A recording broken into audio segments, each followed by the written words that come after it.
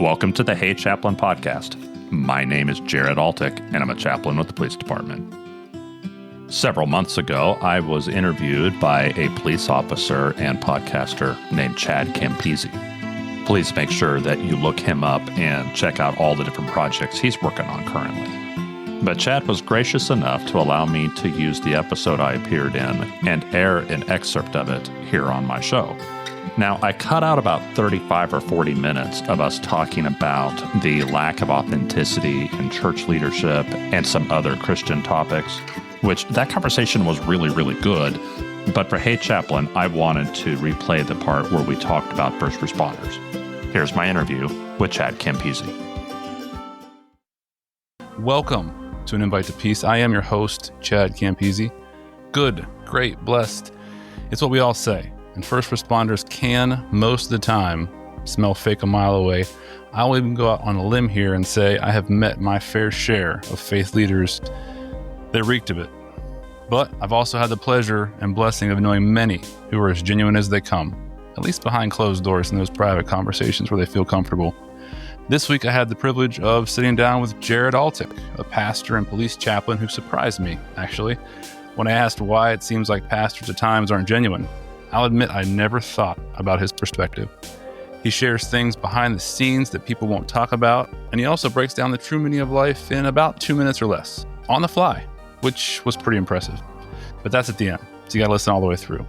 All right, guys, my conversation with Jared Altic. You mentioned that you had a lot of police officers that, or I guess general first responders that go to your church.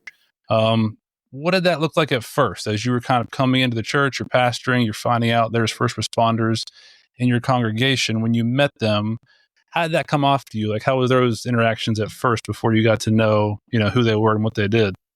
Well, in the church, I just didn't appreciate how their job was any different than someone else's. I don't come from a law enforcement family, don't come from a military family, at least not within a generation or two. And I didn't appreciate the difference it was for someone to have a family member go to a job that could kill them. And it's not just that, the proverbial piano could drop from a, third story window or something like that, but that they were going to go actively do things, that they chose a career, were going to actively involve themselves in other people's danger. And that will breed resentment. The family will see their loved one worn down by it and changed by it. I just had no concept of that. That wasn't the world I'd lived in. I had no idea. And befriending these cops over time, and a couple of them have become very close friends over the last 25 years, that opened my eyes. And that really got to me. And my predecessor at this church was a police chaplain, so I knew that was like an option. But that's a part of why I became a police chaplain was I just fell in love with these guys who were friends of mine, and I didn't realize how little support they have. And so I'm like, well, I know I can contribute to that. I've always been good. I've always been military adjacent and law enforcement adjacent, and so I know a lot of the jargon. I can speak the language. I had a head start as far as understanding the culture. And if I committed myself, I could eventually learn enough culture to at least have one foot in that world. And then as an outsider, I could provide some support. I could provide some help. I'm not going to judge them because of some failing they've had. I assume they've probably had several failings, and I love them anyway. And they're not always very lovable. Cops will push you away to see if you can be pushed away. But I would not be pushed away. Well, that was going to be my next kind of where we were going to go with that, because I'm curious, you have these guys in your congregation who you love and are friends with.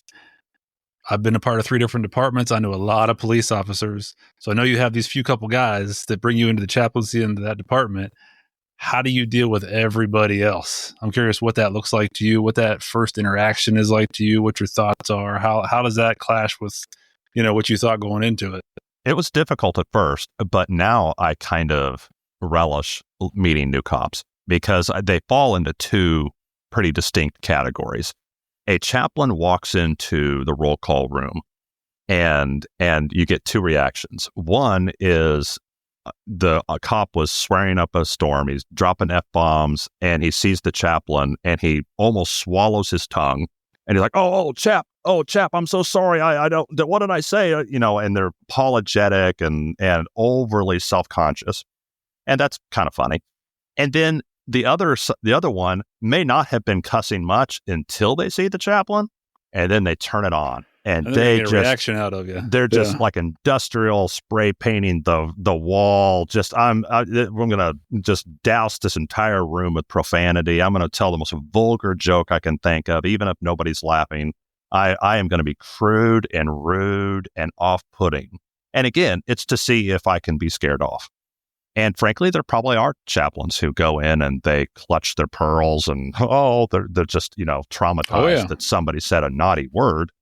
And I just can't be, those aren't buttons I have to be pushed.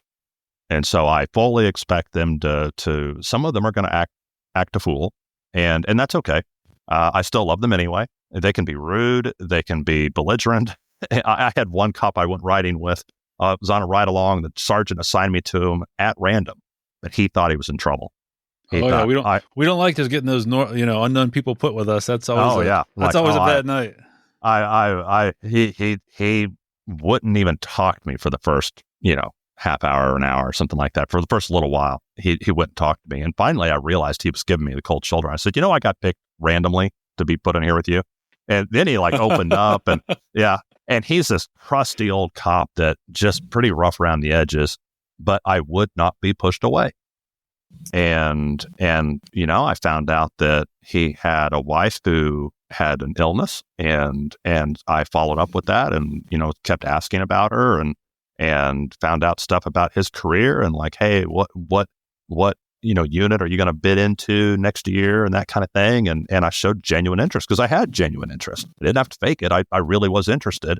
And now I just saw that same cop. That's been several years ago. I just saw that same cop the other day, and he walked in and started chatting me up and talking to me and joking around with me. And all these younger officers that I haven't known as long, they see that and they think, oh, wow, that guy accepts the chaplain. And that gives you street cred right there. Huge. Yeah, absolutely. Yeah. It made a huge difference. But with each cop, there's a time period it takes to get behind the badge. That can be a year, it can be 2 years, but it will take time.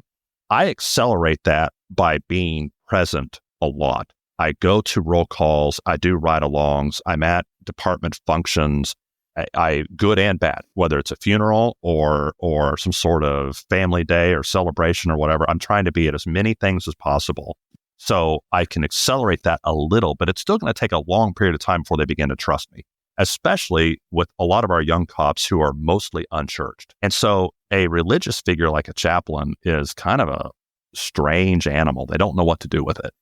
And so that's challenging to earn their trust, but it can be done. You just have to be willing to put in the time to earn their trust. I'm not going to stand up on a chair and start preaching at you.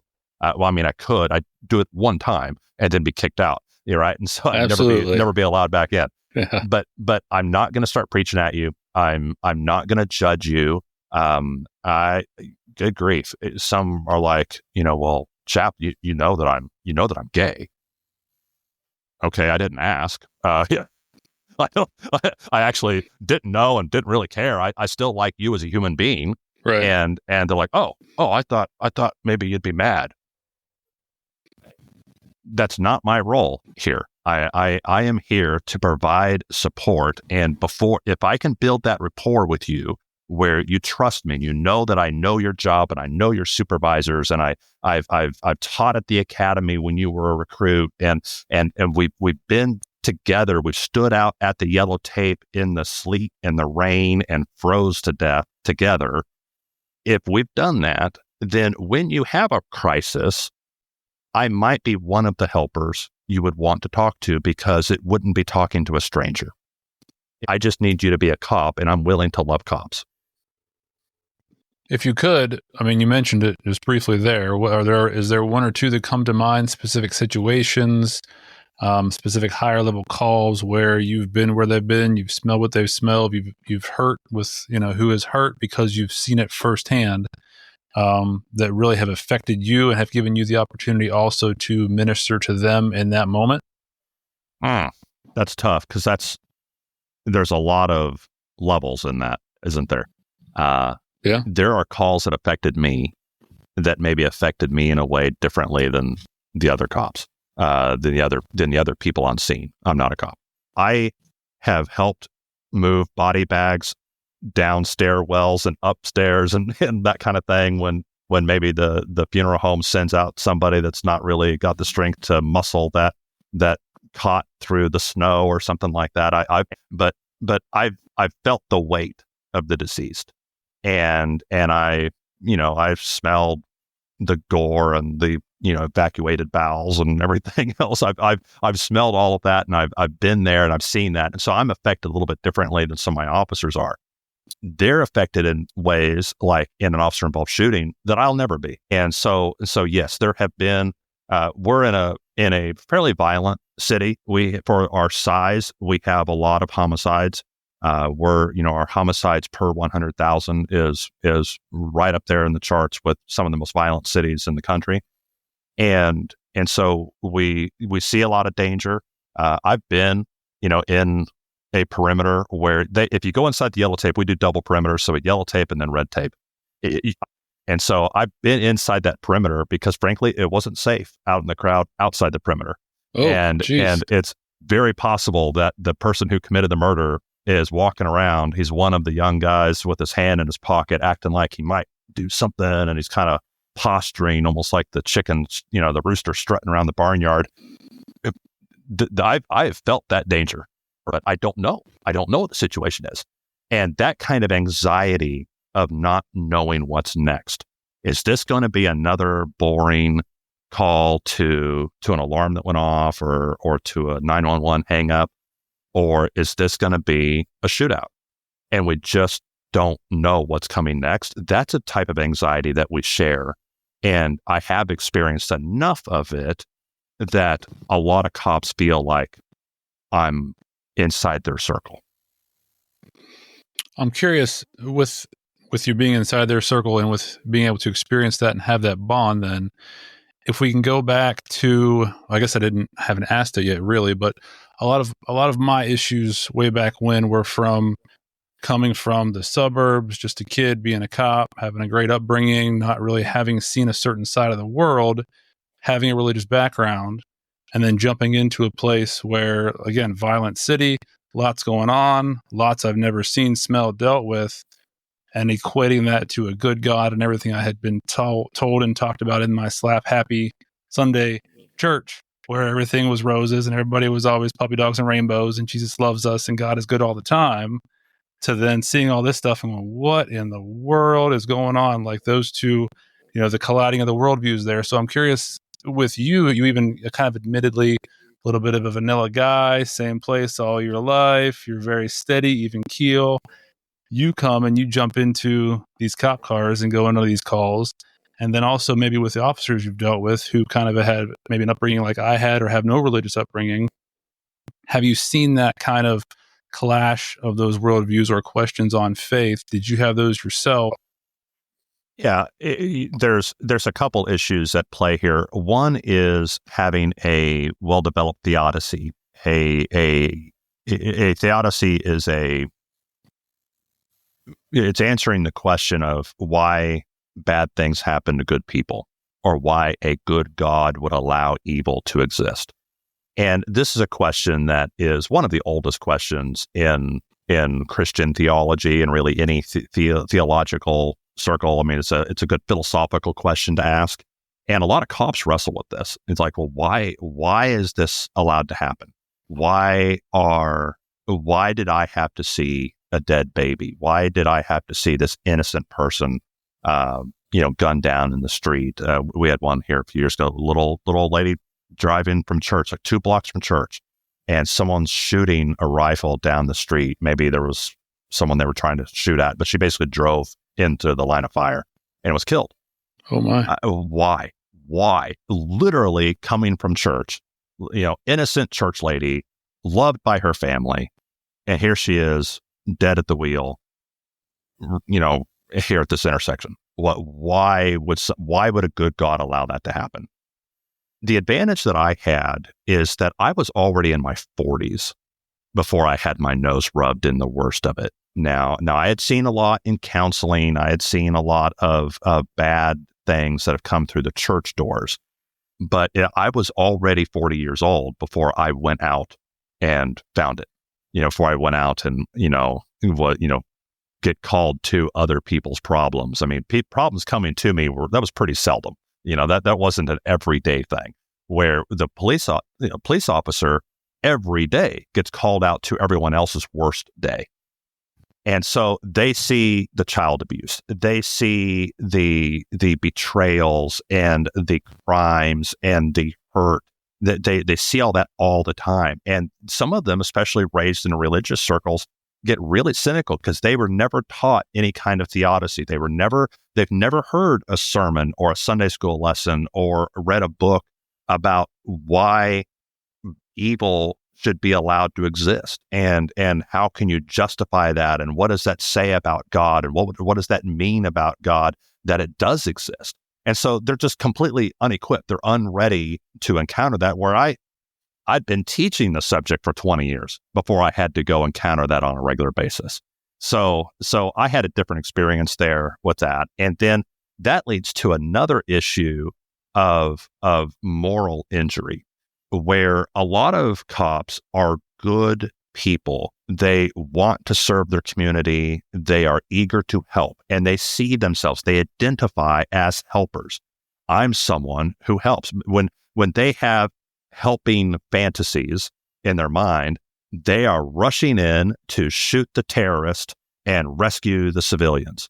And they have played that out in their head so many different ways. They've imagined it, they've envisioned it, and they sometimes they take a bullet and whatever, but they have pictured it in their mind what that will look like to go save the day.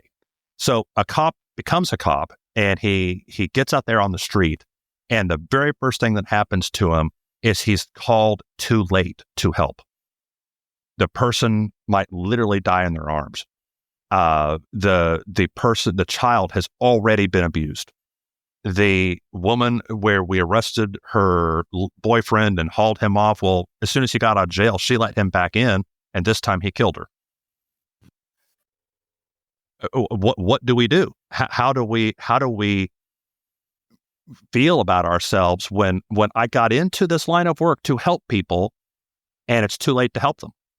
And all my efforts, all the hours I spent away from my family, all of the danger I put myself in made no difference. That's called a moral injury. When we thought we were going to do one thing, but instead we just saw other people suffering and had our noses rubbed in it. And now what does that mean? If I'm not a helper, what am I?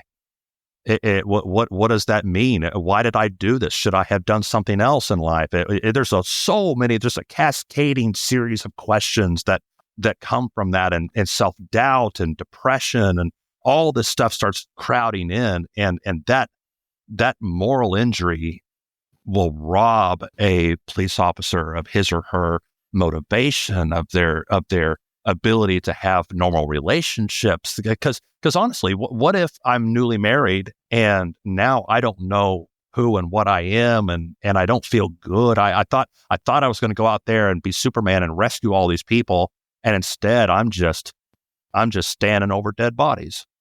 Did my wife marry the wrong guy? And what does that mean? Maybe she'd be better off without me. And so where does that go?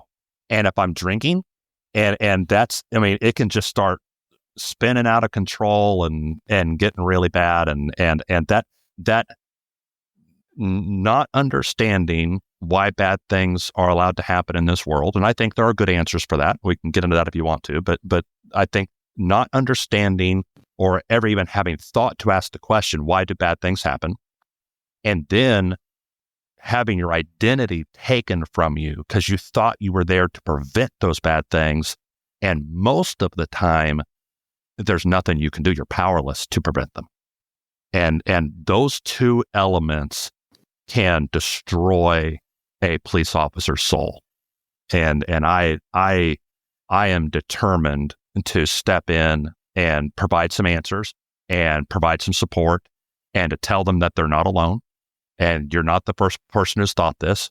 And we can find purpose and we can find answers and we can find hope in the midst of all of this. There are answers here because a lot of cops just feel like there are no answers and they just go down this spiral of cynicism and it can destroy them. And sometimes it literally destroys them. And we lose good officers.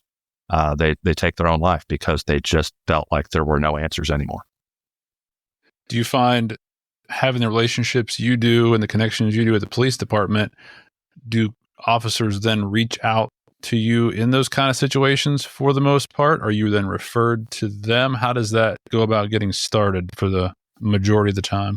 I have in our patrol divisions about 125, 130 patrol officers and probably about 25 or 30 sergeants. And in that group, that's the group I spend time with. I don't know the detectives as well. The CSI, some of those guys are my age and I get along with them pretty well, but I don't know them as well. But those patrol officers, I spend time with them. And after about 7 years of doing this, they're starting to come to me.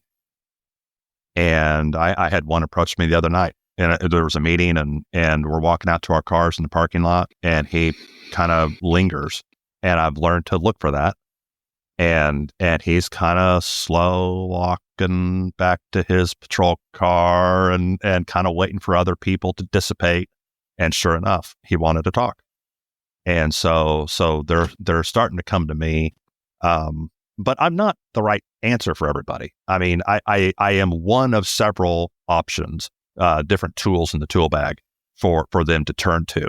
And frankly, there are some officers that'll never. I am just not their cup of tea. They appreciate that I'm there, but not for them. No, thank you. And some of the ones who thought that originally are the ones who are coming to me now. But some of them are never. They're never going to be in exactly the right place to come to me for help.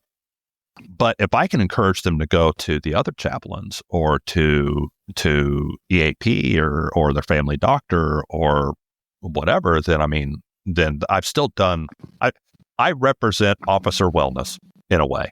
And so just me showing up might encourage them to reach out to Chaplain or some other national resource or regional resource or whatever.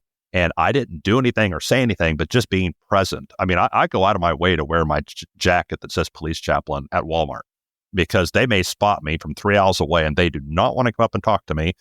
But maybe they'll be thinking about their own wellness, and then I've served my purpose. Have you had the opportunity to speak to spouses of officers where they're like, hey, this is not right at home, he is not doing well, this is not going well, or maybe somebody turns you on to a situation? And what's that kind of look like when you look at the other side of the coin there? I think that's underdeveloped. We desperately need to get cops who are married or engaged or have significant others in the academy. We need to get their significant others involved. There needs to be a day of let's do a Saturday and let's bring those people in and let's have a talk with them. And it'd be great to have them ride in the police car and they can shoot each other with tasers or whatever. But what we need to do is talk about wellness, and that is underdeveloped. We have underserved their family, and their family pulls them out of this line of work. And if we did a better job of preparing and helping the family, then we'd keep our officers longer. And so that officer that quit at 5 years might have lasted 10, or the one that quit at 10 years might have lasted 20. But we didn't do anything proactive to build those relationships.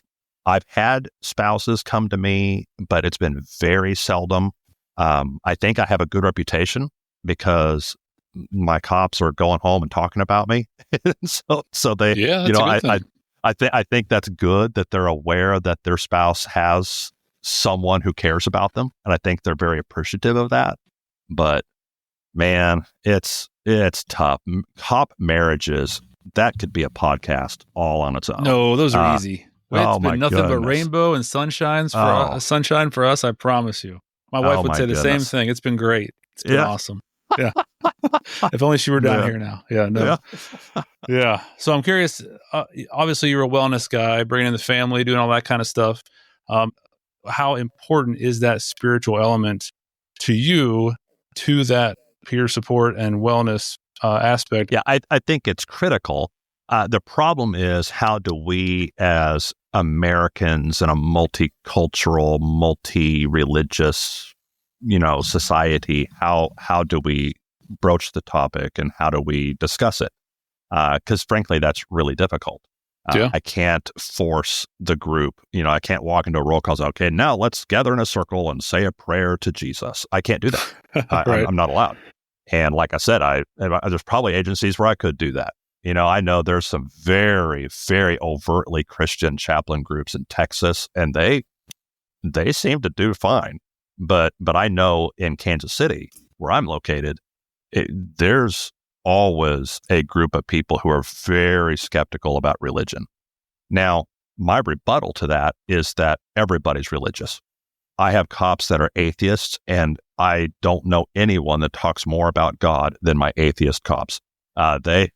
They think about God all the time. They're against it. They're against the idea. They're against the concept. But they think about it all the time. They talk about it all the time. They're really some of the most religious people I know. And so everybody's religious. Everybody is spiritual. It's just that our language to talk about it across groups, from a Christian group to a non-Christian group, from Buddhist to Jewish to Muslim, our language is pretty inadequate. And so we're going to have to find ways to say, hey, we need to think about, like what I was talking about earlier, about a theodicy. How do we discuss why evil happens in the world? I feel like evil is pretty undeniable. In fact, that's usually the first place I go. A lot of times an atheist will be arguing with me, which I don't get a lot of arguments, but they think they're going to argue with me. That well, if you believe in God, why does evil exist? I'm like, evil is one of the best evidences for the existence of a God. The fact that you can perceive it as being evil, that you're offended that an innocent child was murdered, if that bothers you, why does it bother you? So I can, from that point, get into like, boy, it seems like there's some kind of moral law that's written inside your heart. Boy, where did that come from? Right. And so I think that we are all religious people, whether you practice an organized religion or not. And so we're going to have to develop a language where we can then talk about, spiritual implications. Because frankly, in police work especially, you are dealing with the evil behavior of man against man. So why is it wrong that someone took someone else's property? Why is it wrong that someone accosted someone and caused them bodily harm? You can just say, well, that's the random law we have. I'll bet you that if we had a law that was immoral, 99% of our police officers would argue that they shouldn't have to follow or enforce that law because it's an immoral law. Just like in the military, if you're given an immoral command by a commanding officer, you have the right to reject that command. They're like, well, I'm not going to follow your order because that's immoral. Somehow we know that exists, and we have to function in a world where we have to enforce morality on people. People sometimes will say, well, you can't legislate morality. Well, yes, you can. That's what every law does. Every law legislates morality, what we will find acceptable in our society or not acceptable. And so those are spiritual questions. Should we allow people to rob and murder and rape? Or are we going to be against that? That is a fundamentally religious question. And then when we have to encounter evil people, we've also decided that in our morals, that those evil people still have rights. They have civil rights that I can't violate, that I would become evil if I took away their right to representation or, not to incriminate themselves or whatever it may be, that I could cross a line. Well, what kind of line is that?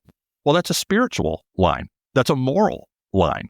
And so any discussion of ethics, integrity, law, those are all religious topics.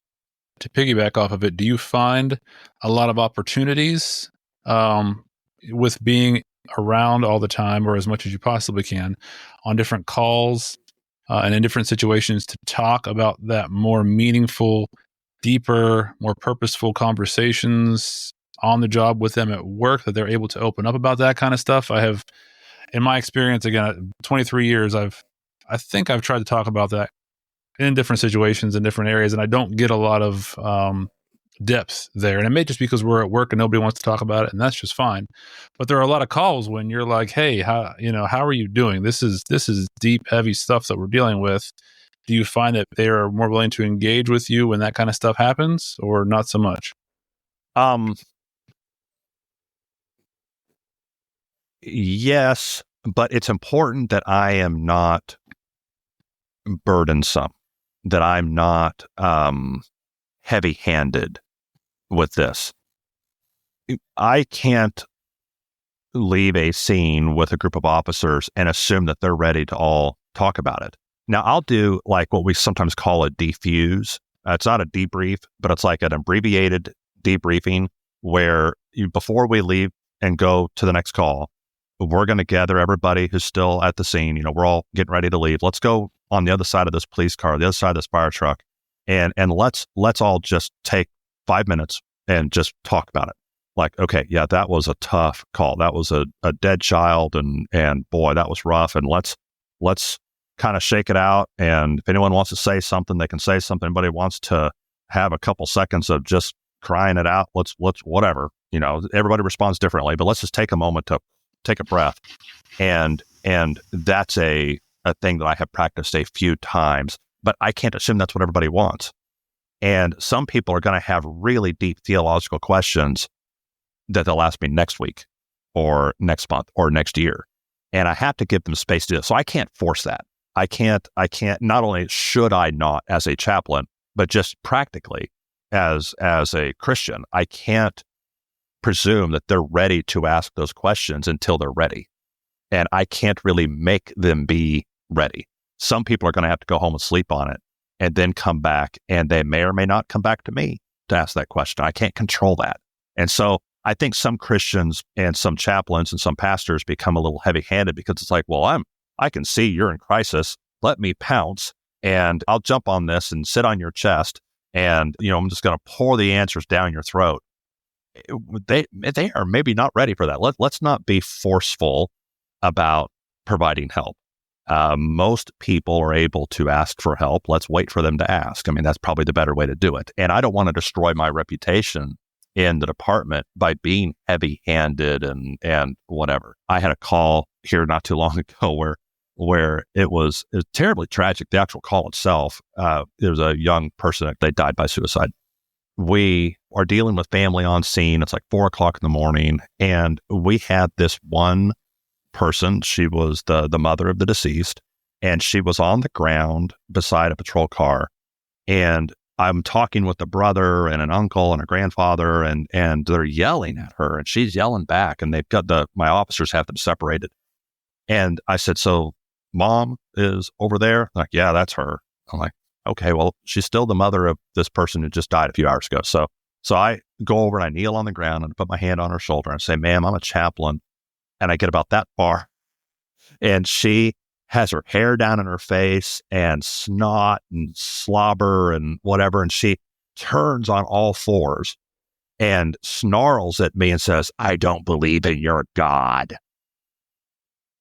And I'm like, well, that's new. Now, in the moment, I didn't recoil because I thought, I think this is fake. Is she putting on? I mean, she could hear that I'm a chaplain, and is this her weird way of coping that she's going to do like some scene out of The Exorcist or whatever? And at the time, I'm just like, well, if you need me, I'll be here, and I'm going to stay here until your loved one is moved from the scene. And if you have any questions, come talk. So I just did my routine. But I turn around and I've got 3 officers all with their hands on their gun, ready to draw. Oh boy. Because they're like, what's happening? And at the end of that night, which included tackling that poor woman as she tried to break into the cordoned off area, at the end of that night, it was the end of, so it's like 5 a.m, and the officers are only going to work another hour. And the sergeant comes over to me, he's actually an acting sergeant. He comes over and he says, can we do a debrief tonight? Well, typically you do one like 2 days later. Usually let them have a couple sleep cycles. And I'm like, I've already been up all night and I've got to go to work in like 3 hours. So why not? Yeah, let's go ahead and go back to the station.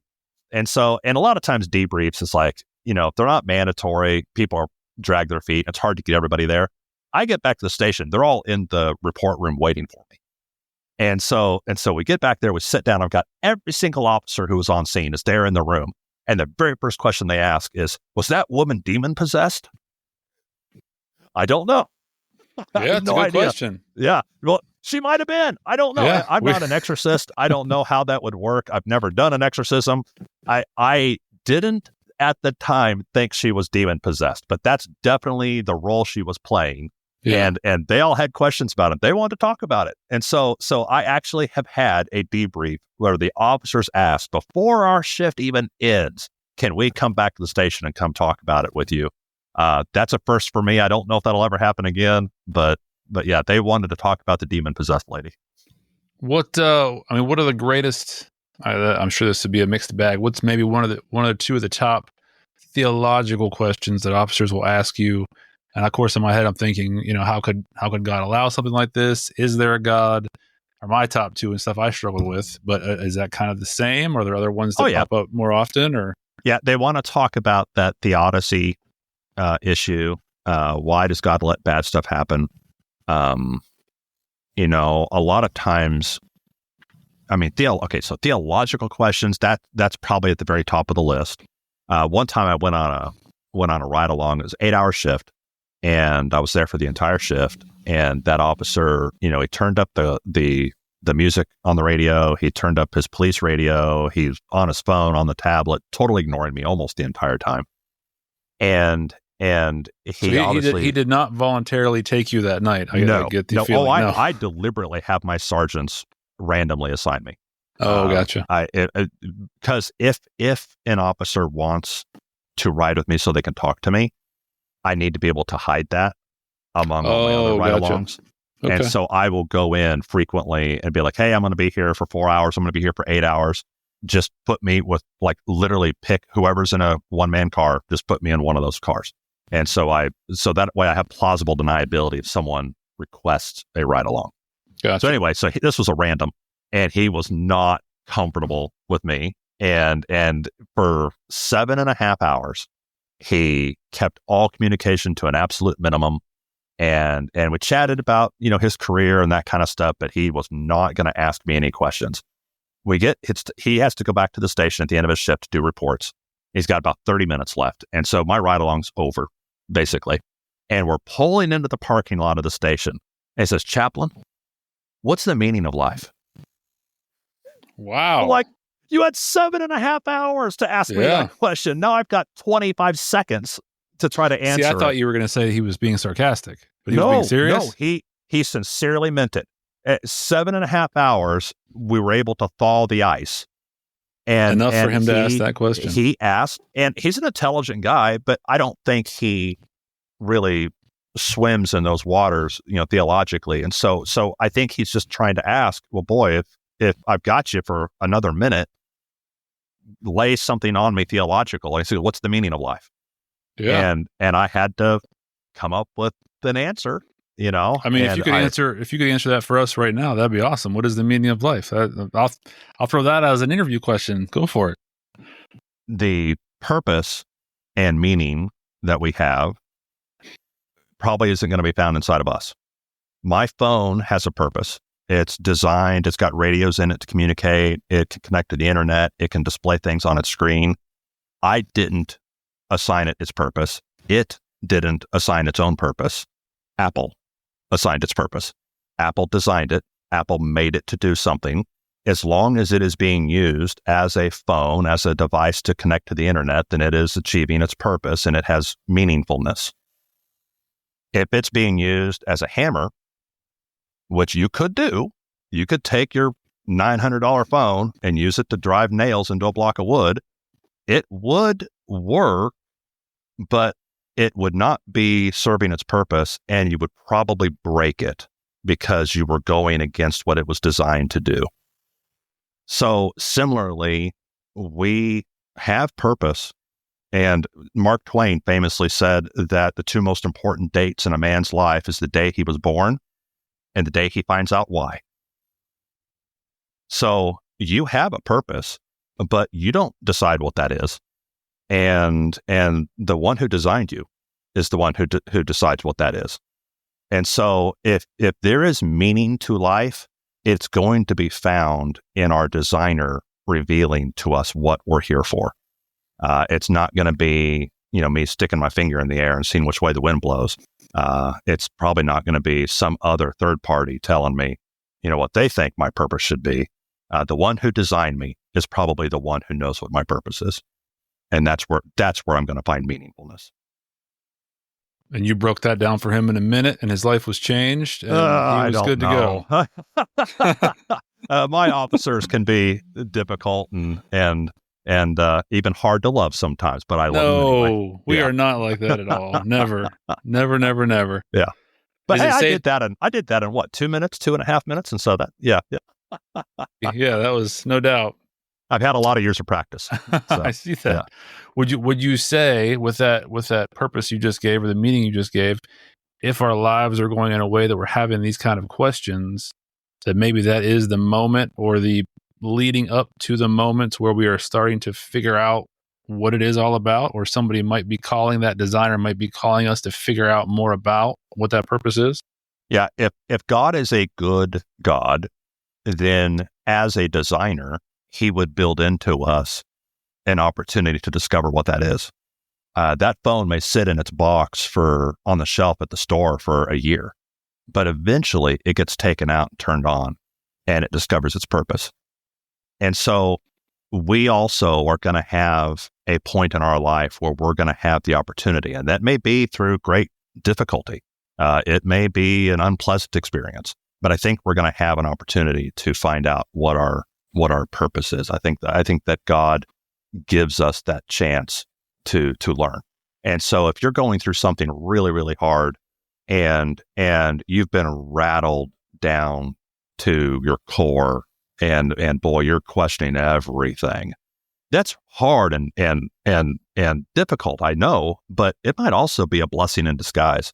It may be an opportunity for you to get really serious about who and what you are. You have all these relationships. Maybe you're married, maybe you're a parent. You have friendships and connections to other human beings, and you've maybe not taken those as seriously as you should. And you might have a role that has been unfulfilled because you just hadn't got to this point. You had too much arrogance, too much pride. You were too busy. You were too distracted. Maybe you had to come to this point to discover who you really are and why God put you on this earth and why you're here at this moment right now. That's a wonderful thing to find that out. And I think everyone owes it to themselves to find out. To get more religious on you as a Christian pastor, not as a chaplain, but I would say you owe it to yourself to read the Gospels. Those the first 4 books of the New Testament. Matthew, Mark, Luke, and John. And spoiler alert, it's the same story 4 times. You owe it to yourself to read those and find out who this Jesus is, because if there's any chance that Jesus of the Bible is the one who designed you and the one who holds the answer to that mystery of why you're here and what your purpose is, then you really, really owe it to yourself to find out who he is and to introduce yourself to him and to what he taught, not just what people say he taught, but to actually see it for yourself. I think you owe it to yourself to explore that, because it may open up things for you that yes, this was a difficult time and this career cost you a lot, took a lot from you, but man, it might be the thing that saves you in the end, is going through this. And maybe you never would have been serious enough of a person to have explored it unless you were a cop and unless you went through the hardships you went through. And that's what made you come to a place in your life where you would seriously answer those questions about what kind of man or woman you're going to be. I'm at a loss for words. You basically just you told my story. Basically, up to about 8 years ago, you told my story. That in your synopsis right there, that's exactly what it took. That's exactly what I dealt with. That's exactly where it ended up. You're not alone. Yeah, absolutely. You're telling me this over the podcast, and I'm just like, wow. Like he just told my story. Because I honestly wasn't thinking of you. You had shared a little bit of your background, but yeah. I wasn't thinking. I was thinking of half a dozen examples right off the top of my head of people I know right here in Kansas City that I dearly love them. And I think they're at that place where they're almost ready, but I can't make them. Right. I can't make them be ready. I can just pray that they will be. Well, just one more follow-up question to that. I'm curious, how often do officers actually reach out? Is there, going through what they go through, you've been a chaplain for almost 8 years now. How often do they actually reach out when they need help? Or does it seem to have to blow up first behind the scenes and somebody tells you and then you kind of step into that a little bit? It is a function of rapport. If cops have a difficult road to go down because everybody lies to them. And they go to work and, well, how many people today? Well, let's say I have 5 calls. Well, that's going to be at least 5 people that are going to lie to me. And a lot of those calls are going to have more than one.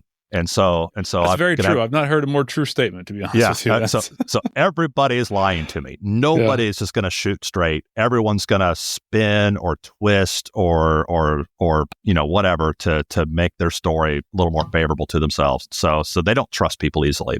It's easy to become cynical. So it's a function of rapport that I have to earn trust to get them to reach out. Now, I have a department of 350 officers, and so if I'm building trust with a little over a third of them on a regular basis and the rest of them on a more sporadic basis, then it's pretty easy for me to get numbers and say, oh, yes, well, I had, look, over the last 6 weeks, I've had 8 cops reach out to me. If I was in a department of 12 people, I might still be waiting for the first one. And so it's not fair to compare apples to oranges. In my situation, I have spent a long time building a relationship with one group. I don't intend to ever go anywhere. This isn't like a stepping stone so I can be an FBI chaplain or a chaplain LAPD or some other agency. I am committed to Kansas City, Kansas. And some of these officers that I taught in the academy, I'm going to be there through their entire career. And they'll retire 25 years from now and they will have always had me as a chaplain. And so when I build that kind of rapport, it's more likely that they'll come to me. Sometimes, cops naturally, they are very good at calling for help for other people. And so a lot of cops refer each other. They're like, hey, my buddy is struggling. He doesn't want to say anything, but can you come check on him? I do get a lot of those. Those are more common. But the best ones is when someone finally feels like they can come to me personally and ask for help. And that does occur. But I've got a large pool of officers that I'm working with to draw from. Thank you again to Chad Campese for doing the interview and letting me use his audio. If you want to hear more from Chad, make sure you look him up. His name is in the show notes.